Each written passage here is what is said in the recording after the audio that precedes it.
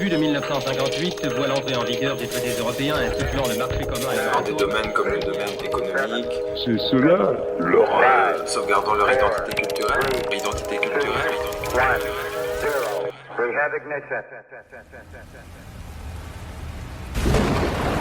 Le 13 novembre 2001, Gentian Salnicku, immigrant venu d'Albanie, reçoit une balle dans la tête lors d'un simple contrôle d'identité. Son meurtre est l'un des innombrables cas de brutalité policière envers les membres des minorités en Grèce, dénoncé dans un rapport d'Amnesty International en septembre dernier. Le quotidien d'Athènes Kathimerini a prévenu que les 38 cas de violence dénoncés par Amnesty ne représentent en fait qu'un chiffre minimum, car les immigrants albanais ont souvent bien trop peur de porter plainte.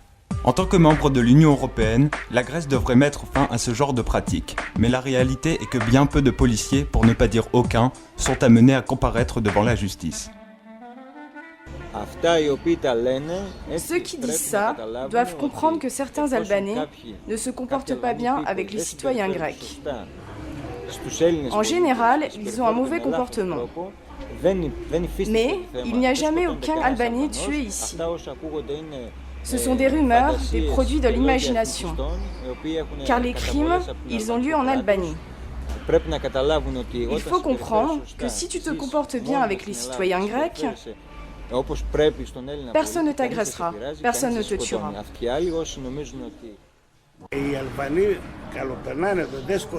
Les Albanais sont bien ici. On ne les tue pas. Ce sont eux qui s'entretuent. Beaucoup d'Albanais sortent de prison, car la plupart étaient des criminels. La Grèce est un pays accueillant. Elle le montre dans la pratique. Elle n'a aucun problème avec les étrangers. Dans tous les cas, même si les Albanais se comportent mal, lorsqu'on est une démocratie, on ne saurait permettre aux forces de l'ordre de tuer en toute impunité. On pourrait considérer que le refus d'Athènes d'admettre qu'il existe des cas de violation des droits de l'homme fait partie intégrante du refus de la Grèce d'admettre l'existence de minorités. La Grèce a depuis longtemps une population indigène de langue slave, des minorités valaques, roumaines et albanaises, et pourtant les Grecs s'attachent toujours à cette notion dépassée d'une nation homogène qui devrait résister à l'invasion d'autres groupes ethniques. Cette mentalité est-elle compatible avec l'esprit de l'Union européenne ?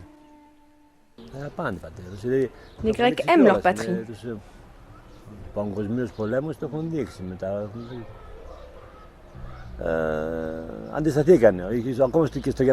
Et ils l'ont démontré durant la Seconde Guerre mondiale, lorsqu'ils ont résisté aux Allemands, alors que d'autres pays comme la France, la Bulgarie ou la Serbie n'ont pas su résister. C'est un grand pays. Et je ne pense pas que ce patriotisme soit un obstacle pour l'Union européenne. On est dans l'Europe depuis qu'on paye en euros. Et avant, elle n'était pas européenne? Non, elle n'y était pas. Maintenant, on est devenu un pays sans drapeau. Européen, ça fait 5 ans qu'on l'est. Avant, les choses étaient moins organisées. Mais maintenant, plus on avance, plus l'homme est libre.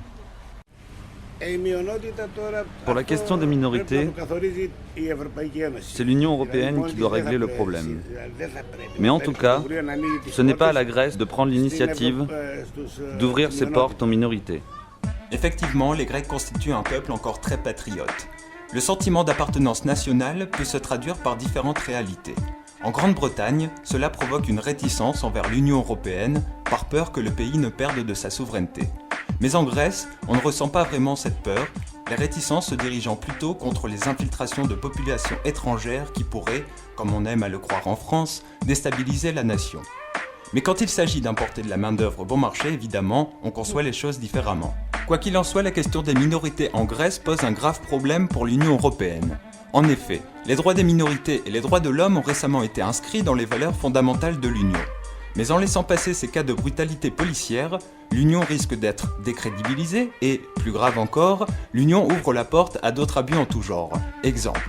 Si l'extrême droite italienne avait su faire passer son projet de loi prévoyant de bombarder, purement et simplement, les bateaux d'immigrés clandestins, l'Union européenne n'aurait-elle rien fait ?